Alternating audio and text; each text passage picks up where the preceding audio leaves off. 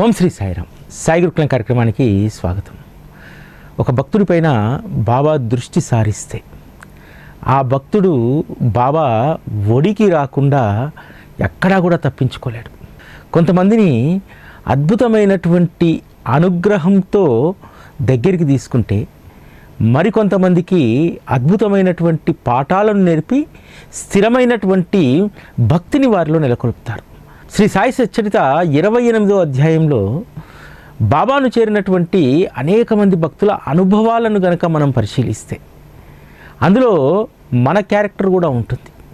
ఆ రోజు బాబా ఒడికి చేరినటువంటి భక్తుల నయనాల్లో ఒక్కసారి బాబా స్థిరపడితే వారి దృష్టిలో ఇంకేదీ కూడా ఉండదు. నలువైపులా కూడా వారే దర్శనమిస్తారు. సర్వత్రత బాబాను చూసేటువంటి గొప్ప అనుగ్రహాన్ని ఆ రోజు భక్తులు పొందగలిగారు. ఈరోజు మనం కూడా మన నయనాల్లో శాశ్వతంగా శ్రీ సాయిబాబా నింపుకుంటే మనకు వేరే ఒక ధ్యాస ఉండదు, దృష్టి ఉండదు. మనం చూసేటువంటి దృష్టి అంతా కూడా మనకు కంటికి కనిపించేటువంటి అంతా కూడా సర్వము శ్రీ సాయిమయమే మనకు అనుభవం అవుతుంది. అందుకనే ఈ ప్రపంచంలో మన దృష్టి అంతా కూడా సద్గురువుపైనే నిలువైతే మన జీవితంలో ఇక ఇతర వస్తువులకు ఇతర అంశాలకు తావు లేకుండా ఉంటుంది. 28వ అధ్యాయంలో లాలా లక్ష్మీచంద్కు సంబంధించినటువంటి ఆ లీల ఎప్పుడు చదివినా సరే మనస్సు పులకరించిపోతుంది. లాలా లక్ష్మీచంద్ బాబాను చేరుకున్నటువంటి విధానం, ఆ విధానాన్ని ఒకసారి హేమాడ్ పంత్కు లాలా లక్ష్మీచంద్ వివరిస్తారు. ఆ సమయంలో లాలా లక్ష్మీచంద్ చెప్పినటువంటి ఆ లీలకు హేమాడ్ పంత్ పరవశించిపోతారు. వారు సచ్చరితలో లాలా లక్ష్మీచంద్కి సంబంధించిన లీలని ఈ విధంగా రాస్తారు. లాలాజీని కలుసుకున్నప్పుడు వారు చెప్పినటువంటి స్వ అనుభవము నా హృదయ పేటికలో ప్రేమగా పదిలపరుచుకున్నాను.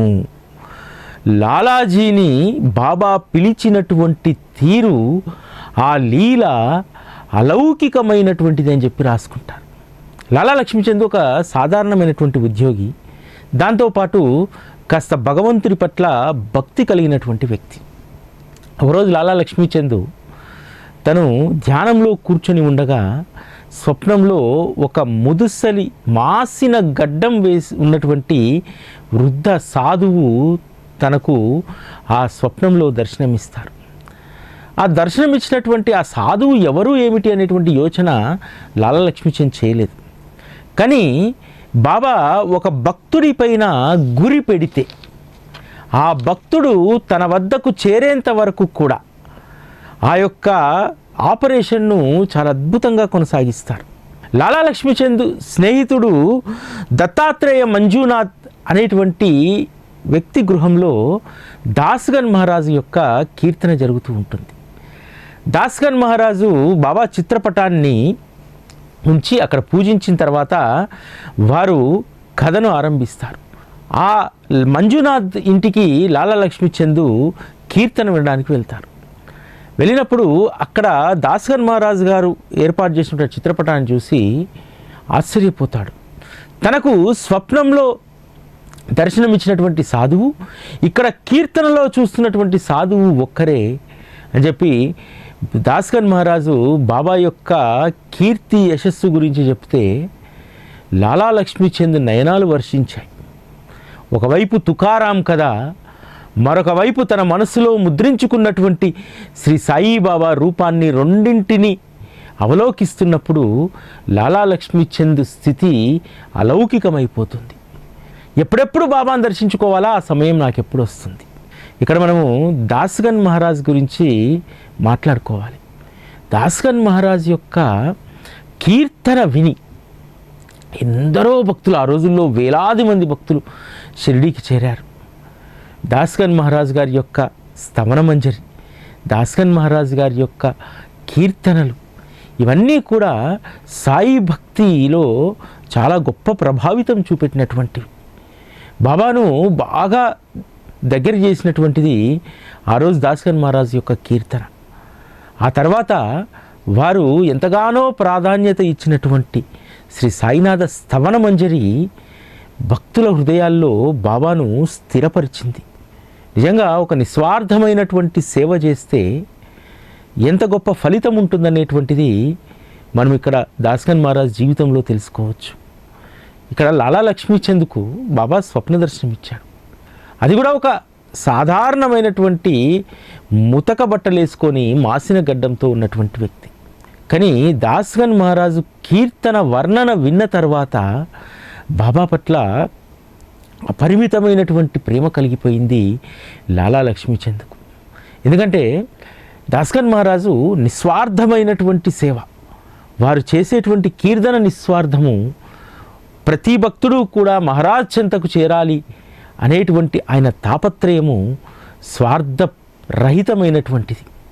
అందుకనే దాస్గన్ మహారాజ్ కీర్తన ద్వారా బాబాను చేరినటువంటి అనేక మంది గొప్ప గొప్ప ఫలితాలను పొందారు. ఔరంగాబాద్కర్ భార్య అసలు సంతానం కలగదనుకుంది కదా, దాస్గన్ మహారాజ్ కీర్తన వినే కదా అక్కడికి వెళ్ళింది. లాలా లక్ష్మీచంద్కు భక్తి ఉంది, అమాయకుడు.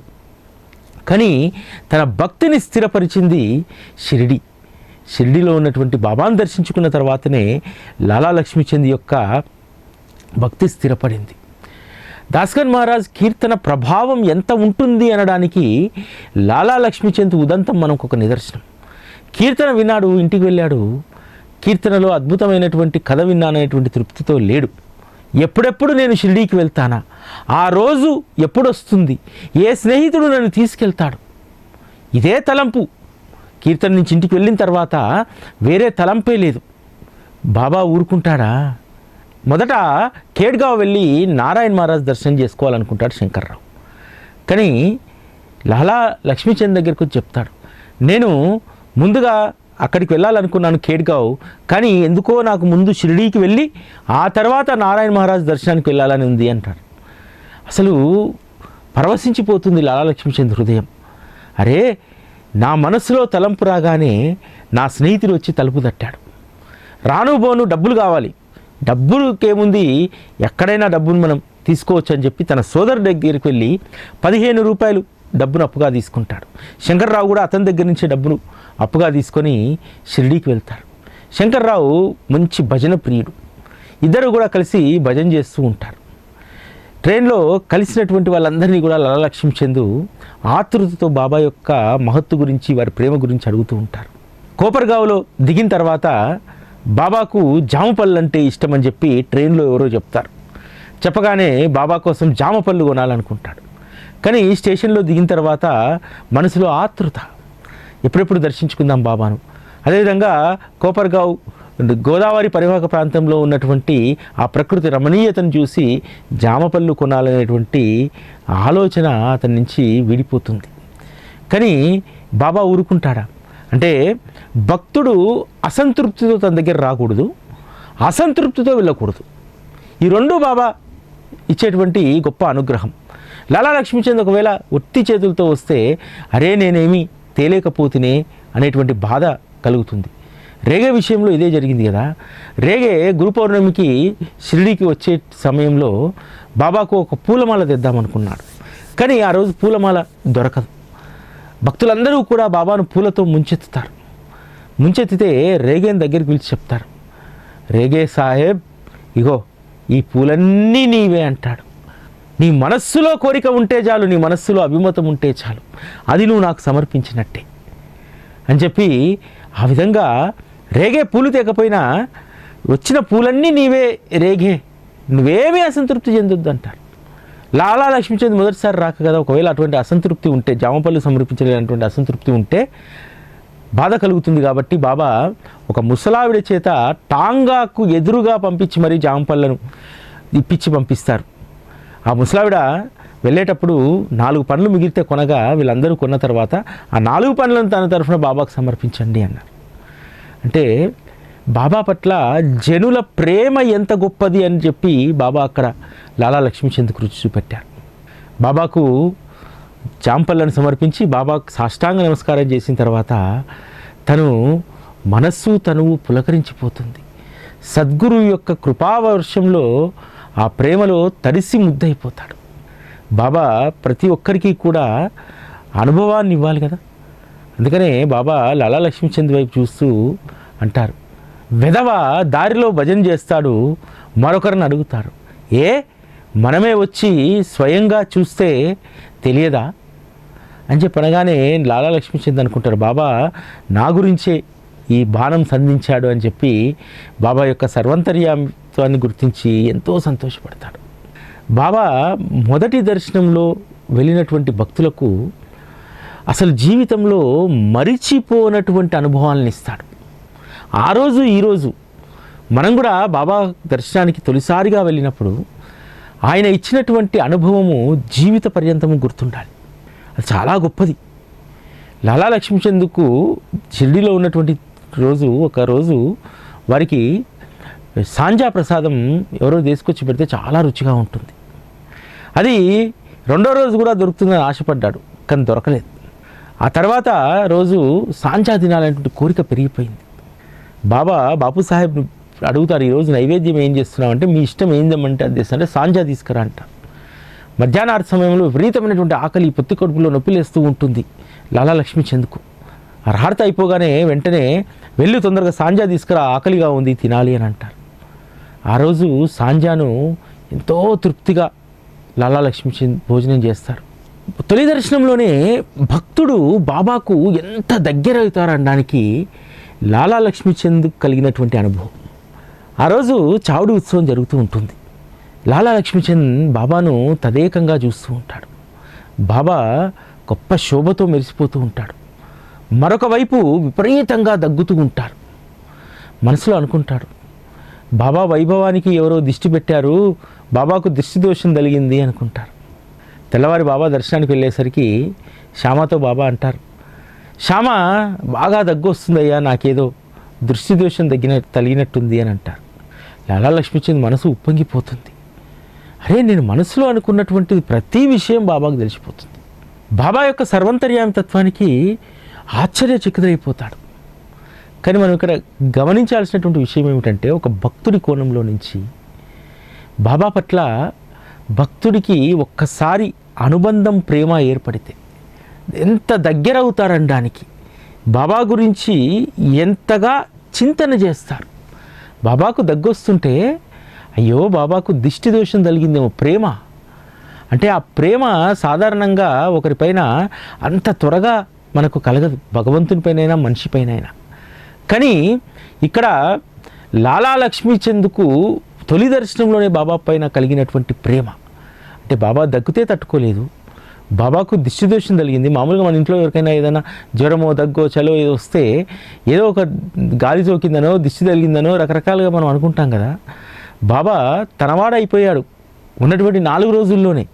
అందుకనే ఈరోజు ప్రపంచంలో బాబాను అంత తొందరగా ఓన్ చేసుకోవడానికి కారణం ఏమిటంటే, ఆ కారణం మన ఎవరికీ తెలియదు. ఎందుకు మనం అంత దగ్గర అవుతాం బాబాకు?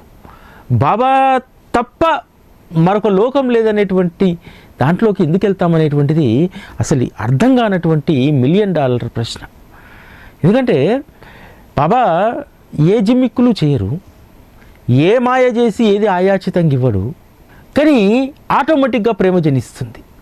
సద్గురువు వద్ద ఉన్నటువంటి మత్తు అదే. ఏమీ చర్య చేయకుండా కేవలం కృపాదృష్టి చేత భక్తులను ఆకట్టుకొని రంజింపజేసి తను తప్ప ఇంకా ప్రపంచంలో ఇంకొకటి లేదు అనేటువంటి స్థితికి తీసుకొచ్చినటువంటిది ఒక్క సద్గురు శ్రీ సాయిబాబా మాత్రమే. అందుకనే బాబా వద్దకు వచ్చినటువంటి భక్తులు అస్సలు వారి నుంచి విడిపడిపోరు. అంతేకాదు, తన భక్తుడు ఈ జన్మలో ఏదైనా వ్యాపకంలో మాయలో పడి ఉండి తనను చేరడం ఆలస్యమైతే ఎంత అద్భుతమైనటువంటి ఒక సన్నివేశాన్ని క్రియేట్ చేసి వారు తన వద్దకు ఎట్లా లాక్కుంటారనేటువంటిది ఇక్కడ ఇదే అధ్యాయంలో ఉన్నటువంటి బర్హంపురాకు చెందినటువంటి ఒక స్త్రీ కథ. ఆవిడ స్వప్నంలో బాబా దర్శనమిచ్చి, నాకు కిచిడీ నైవేద్యాన్ని సమర్పిస్తావా అని అడుగుతారు. భార్యాభర్తలు ఇద్దరు కూడా గొప్ప భక్తులు, కానీ వారు ఉంటున్నటువంటి ప్రదేశానికి షిరిడీ వెళ్ళడానికి దూరం. కానీ ఆ కొద్ది రోజుల్లోనే తన భర్తకు అకల్నేర్కు ట్రాన్స్ఫర్ అవుతుంది. అకల్నేర్కు ట్రాన్స్ఫర్ అయితే వెళ్ళాల్సినటువంటి దారి షిరిడీయే. కాబట్టి షిరిడీలో ఒక 15 రోజులు తృప్తిగా బాబా దర్శనం చేసుకొని అక్కడి నుండి తమకు బదిలీ అయినటువంటి ప్రాంతానికి వెళ్ళాలనుకుంటారు. ఆ తల్లి షిరిడీకి వస్తుంది, బాబాను సేవిస్తుంది. బాబా యొక్క ప్రేమలో మునిగిపోయి బాబా ఏ నివేదన అయితే చేయమన్నాడో దాన్ని మర్చిపోయి బాబా ప్రేమలో పొరలాడుతూ ఉంది. భార్యాభర్తలు ఇద్దరూ కూడా బాబా సేవలో ఆ 14 రోజులు గడిపారు. 15వ రోజు గుర్తొస్తుంది, అరే బాబాకు నేను కిచిడీ నైవేద్యం చేసి పెట్టాలి కదా, వారు స్వయంగా కోరినటువంటిది కదా, అరే దాన్ని మర్చిపోయానని చెప్పి ఇంకా రేపు అనేటువంటి దానికి వాయిదా వేయకూడదని చెప్పి అదే రోజు కిచిడీ నైవేద్యాన్ని తీసుకొని ద్వారకామాయికి వెళ్ళేసరికి తెర వేసి ఉంటుంది. తెర వేసిన తర్వాత స్త్రీలకు అసలు ప్రవేశం ఉండదు.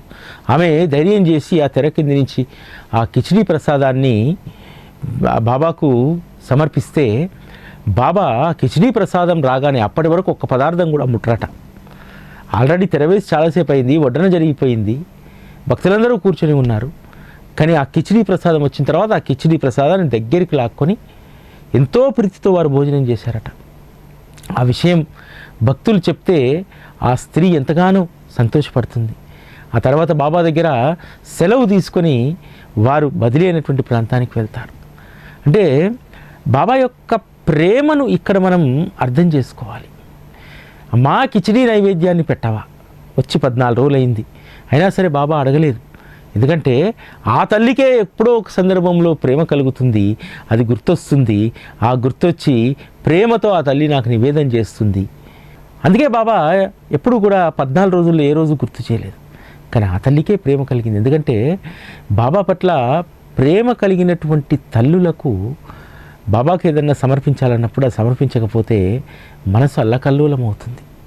అదేవిధంగా ఆ తల్లికి ఆ విషయం గుర్తు రాగానే ఇక రేపు అనేటువంటి వాయిదా లేదు, ఈరోజే చేసేయాలి అనేటువంటి దాంతో ఆ తల్లి బాబాకు కిచిడీని నివేదించి బాబా వద్ద ఆనందంగా గడిపి తమ ప్రదేశానికి వెళ్ళిపోతారు. అమాయకమైనటువంటి భక్తులంటే బాబాకు ఎంతో ప్రేమ. మేగుడు మొదట బాబాను ఒక ముసల్మాన్గా భావించాడు, తన పవిత్రమైనటువంటి బ్రాహ్మణుడు అని చెప్పి.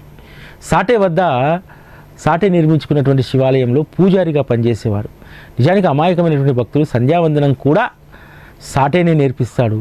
కానీ శంకరుడి పట్ల అమితమైనటువంటి భక్తి, చక్కగా రుద్రాన్ని పఠిస్తూ ఆ శంకరుడికి అభిషేకం చేయడం, శంకరుడి పట్ల అమితమైనటువంటి ప్రేమను కలిగి ఉండడం చూసి సాటేకు మేగుణ్ణి షిరిడీకి పంపించాలనుకుంటారు.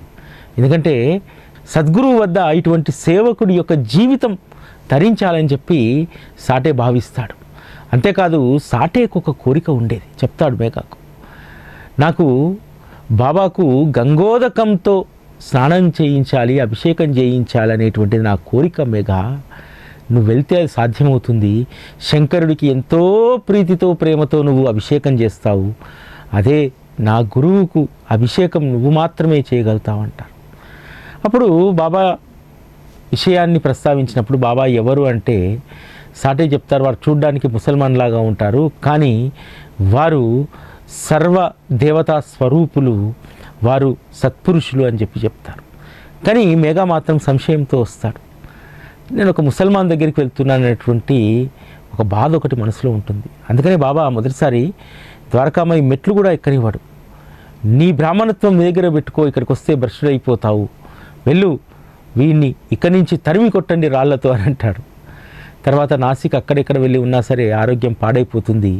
మళ్ళీ షిరిడీకి వచ్చి బాబాని శరణు చూస్తే బాబా షిరిడీలో ఉన్నటువంటి అన్ని ఆలయాల్లో దీపధూప నైవేద్యాలు సమర్పించేటువంటి బాధ్యతను మేగుడికి అప్పగిస్తాడు. అంతేకాదు తాత్యాసాహెబ్ నూల్కర్ మరణించిన తర్వాత హారతి ఇచ్చేటువంటి బాధ్యతను బాబా మేగుడికి అప్పగిస్తారు. మేగుడు అన్ని మందిరాల్లో కూడా దీపధూప నైవేద్యాలు పెట్టొచ్చి బాబాకు శంకరుడికి హారతి ఇచ్చినట్టుగా ఒంటి కాలుపై నిలబడి బాబాకు హారతి చేసేటువంటి వారు. అంతేకాదు బిల్వపత్రం లేనటువంటి పూజ బాబాకు చేసేటువంటి వారు కాదు. షిరిడీలో బిల్వపత్ర వృక్షం లేదు. దాదాపు 2 మైళ్ళ దూరం వెళ్ళి ప్రతిరోజు బిల్వపత్రాలను తీసుకువచ్చి ఖండోబాలో పూజ చేసి మహాదేవునికి పూజ చేసి బాబాకు కూడా అదే బిల్వపత్రాలతోటి పూజ చేసేటువంటి వారు. అంటే ఒక ముసల్మాన్ అనేటువంటి భావన కలిగినటువంటి మేఘాకు సాయే శంకరుడు అనేటువంటి భావన ఏ విధంగా స్థిరపడింది? కేవలం సద్గురు యొక్క సహచర్యమే మనలో గొప్ప సుగుణాలను వికసింపజేస్తుంది. సాయే సర్వస్వం అనేటువంటి భావనను కలిగిస్తుంది. ఎందుకంటే మేఘా పెద్దగా చదువుకున్నటువంటి వాడు కాదు, జ్ఞానం ఉన్నటువంటి వాడు కాదు, కానీ భగవంతుడి పట్ల ప్రేమ కలిగినటువంటి వాడు. మనకు ఏ భగవత్ స్వరూపం పైన ప్రేమ ఉన్నా సరే ఆ ప్రేమ అన్నింటిపైన అదే విధంగా ఉంటుంది మన మనస్సు పెడితే. అందుకనే మేగుడికి బాబా పట్ల అంత విశ్వాసం, ప్రేమ కుదిరాయి. సాయే శంకరుడు అనేటువంటి భావనలోకి వచ్చారు. కానీ బాబా కూడా అటువంటి అనుభవం ఇచ్చి తీరాలి కదా. అందుకనే ఒకరోజు బాబా మేగుడు నిద్రిస్తున్నటువంటి వాడాలోకి వెళ్ళి, నువ్వు వెంటనే త్రిశూలాన్ని గీ, నీ శంకరుడు వస్తున్నారు అంటారు. మొదట మేగుడు అది కేవలం స్వప్నం అని అనుకుంటారు. కానీ బాబా చెప్తాడు, ఏం మేఘా త్రిశూలం గీసావా అంటే, బాబా అది స్వప్నమా లేకపోతే ప్రత్యక్ష ఆదేశమా నాకు అర్థం కాలేదంటే, నువ్వు పడుకున్నటువంటి పక్కపైన అక్షింతలు లేవా, నేను అక్షింతలు చల్లి నిన్ను ఆదేశించలేదా అని అంటారు. అప్పుడు అర్థమవుతుంది బాబా స్వయంగా వచ్చి ఆదేశించారని చెప్పి. త్రిశూలం గీస్తాడు. త్రిశూలం గీసిన తర్వాత ఒక రామదాసి పూణే సమీపం భీమాశంకరం నుంచి ఒక శివలింగాన్ని, అందమైన శివలింగాన్ని తీసుకొచ్చి అది బాబా కరస్పర్శ తాకిన తర్వాత తను తీసుకెళ్ళి పూజించుకోవాలనుకుంటాడు.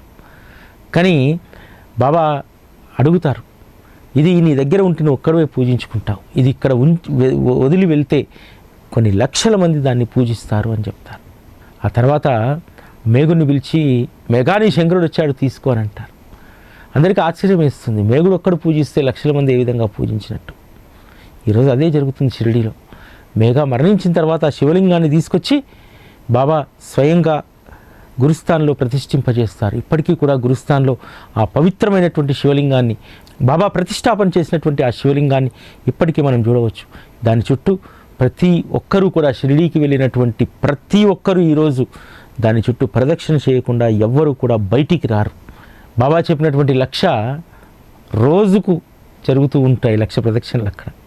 ఇక్కడ ఇంకో గొప్ప విషయం ఏమిటంటే, సాటేను మేగుడు తన గురువుగా భావిస్తాడు. ఎందుకంటే సంధ్యావందనం ఇవన్నీ కూడా సాటేనే తనకు నేర్పించాడు కాబట్టి సాటేను ఒక గురువుగా భావిస్తాడు. సాటేకున్నటువంటి కోరిక, ఏ అభిలాషతోడు పంపాడు, బాబాకు గంగోదకంతో అభిషేకం చేయాలి. ఒక మకర సంక్రాంతి రోజు అసలు బాబా ససేమిరా అంటారు. అయినా సరే బాబా మీకు అభిషేకం చేయాల్సిందే అని చెప్పి బాబాను ఒప్పించి గోదావరికి వెళ్ళి గంగను తీసుకొచ్చి బాబాకు అభిషేకం చేయిస్తారు.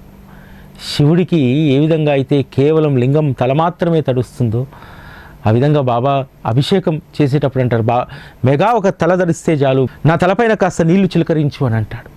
కానీ మేగుడు పారవశ్యంతో హరగంగా హరగంగా హరే శంకర హరే శంకర భోలాశంకర అంటూ ఆ తెచ్చినటువంటి గంగోదకాన్ని మొత్తం బాబా తలపైన పోస్తారు. విచిత్రం ఏంటంటే బాబా శరీరం అంతా పొడిగా ఉంటుంది, ఒక్క తల మాత్రమే తడుస్తుంది. దాంతో మరింత భక్తిని బాబా మేగుడిలో స్థిరపరిచాడు. ఎవరికి ఏ భక్తి ఉంటుందో, ఎవరికి ఏ ఆచారం ఉంటుందో దానిని బాబా స్థిరపరుస్తారు. ఎందుకంటే అమాయకమైనటువంటి మేగుడికి శంకరుడి పట్ల అపారమైనటువంటి ప్రేమ ఉంది. అందుకనే నేనే శంకరుడు అని చెప్పి భావిస్తున్నాడు కాబట్టి అతనికి ఈ అనుభవం ఇచ్చి తన యొక్క ఆత్మను తృప్తిపరచాలి, భక్తిని స్థిరపరచాలనేటువంటి ఉద్దేశంతో బాబా ఆ గంగోదక స్నానానికి అంగీకరించాడు. దాంతో మేగుడు ఎంత సంతృప్తి చెందాడంటే, నాకు సంధ్యావందనం రుద్రాభిషేకాలు నేర్పించినటువంటి నా గురువు సాటేకి ఇచ్చినటువంటి మాటను నెరవేర్చాను, సాయి శంకరుడికి నేను అభిషేకం చేశాను అనేటువంటి తృప్తి మేగుడికి కలిగింది. మనం ముందు మాట్లాడుకున్నట్టు బాబా దగ్గరికి వచ్చినటువంటి వారు ఎందుకు అంత స్థిరమైనటువంటి భక్తిని, విశ్వాసాన్ని ఏర్పరచుకుంటారంటే, మన మనస్సులో ఏముందో దానినే ఆయన చేయిస్తారు. మన మనస్సు ఎరిగి ఆయన అనేక అనుభవాలను మనకిస్తూ ఉంటారు. బాబా మార్గంలో అనుభవాలంటే మన కోరికలు మాత్రమే కాదు, బాబా ఇచ్చేటువంటి అనుభవాలు. మేగుడికి ఏ కోరికలు ఉన్నాయి? మేగుడు కేవలం శంకరుడి పట్ల గొప్ప భక్తి ప్రేమను కలిగి ఉన్నాడు. అదే బాబా స్థిరపరిచాడు. లాలా లక్ష్మీచంద్ది అమాయకమైనటువంటి భక్తి. అతని భక్తిని ఎంతగా స్థిరపరిచారంటే, ఎవరైనా మేము షిరిడీకి వెళ్తున్నాము అని చెప్పి ఎవరైనా చెప్తే చాలు, అగరబత్తులు, ఆరతి కర్పూరం, పూలమాల ఇచ్చి పంపించేటువంటి వారు. ఎందుకంటే వాటిని బాబా ప్రేమగా స్వీకరిస్తారు. నా లాలా పంపించారనేటువంటి దాన్ని బాబా గుర్తిస్తారు. బాబా ఒక్కసారైనా ఆ మాల ధరించినప్పుడు, వారి ముందు ఆ అగరబత్తులు వెలిగించినప్పుడు, ఇవి నా లాలా పంపించాడనేటువంటిది ఖచ్చితంగా వారు నన్ను గుర్తు చేసుకుంటారు. ఈ ప్రపంచంలో వారొక్కరు నన్ను గుర్తుపెట్టుకుంటే చాలు అని చెప్పి లాలా లక్ష్మీచంద్ భావించేటువంటి వారు. మనం కూడా ఈరోజు ప్రపంచంలో ఎవరు మనల్ని గుర్తుపెట్టుకున్నా గుర్తుపెట్టుకోకపోయినా ఒక్క శ్రీ సాయిబాబా ఒక్కరు గుర్తుపెట్టుకుంటే చాలు. ఆ విధంగా మన జీవితాలను మనమే మలుచుకోవాలి. మన జీవితాలను ఎవరో మార్చరు, ఎవరో మలచరు. నీ మనస్సు మారడానికి అంగీకరిస్తే, అందుకు సంసిద్ధంగా ఉంటే సద్గురువు ఖచ్చితంగా మారుస్తారు. సాయి తప్ప మన దృష్టిలో మరొక వస్తువేది ఉండనటువంటి స్థితికి మనం చేరగలిగినటువంటి రోజు, అప్పుడు నిజమైనటువంటి బాబా బిడ్డలుగా మనం మారుతాం. ఇది ఈరోజు సాయి గురుకులం. మళ్ళీ రేపటి కార్యక్రమంలో కలుసుకుందాం. అప్పటి వరకు సెలవు. నమస్కారం.